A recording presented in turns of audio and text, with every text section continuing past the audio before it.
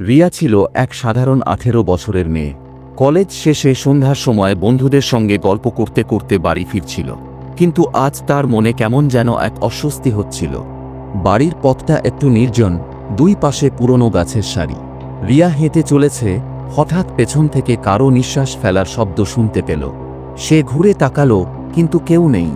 ভয় একটু ধরল বটে, কিন্তু সে ভাবল হয়তো তারই ভুল হচ্ছে। অল্প কিছু দূর এগোতেই রাস্তার বাতিগুলো একে একে নিভে গেল। অন্ধকার ঘনিয়ে এলো। রিয়ার শ্বাস আটকে আসছিল, পায়ের গতি বাড়িয়ে দিল সে। কিন্তু পেছন থেকে এবার স্পষ্ট পায়ের শব্দ শুনতে পেল। কেউ যেন তার পেছন পেছন আসছে। হঠাৎ ঠান্ডা বাতাসের ঝাপটা তার ঘাড় ছুঁয়ে পেল। সে দৌড়াতে শুরু করল। বাড়ির দরজায় পৌঁছে দরজা ঠেলে খুলতে গিয়েই দেখল দরজাটা খুলছে না। হঠাৎ দরজার কাছে সে নিজের প্রতিবিম্ব দেখতে পেল, কিন্তু সেই প্রতিবিম্ব সে তো তার নয়। তার পেছনে দাঁড়িয়ে থাকা এক কালো ছায়ার প্রতিবিম্ব।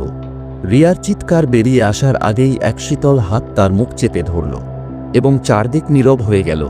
পরদিন সকালে লোকজন দেখল রিয়ার দরজা ভেতর থেকে বন্ধ, কিন্তু সে কোথাও নেই।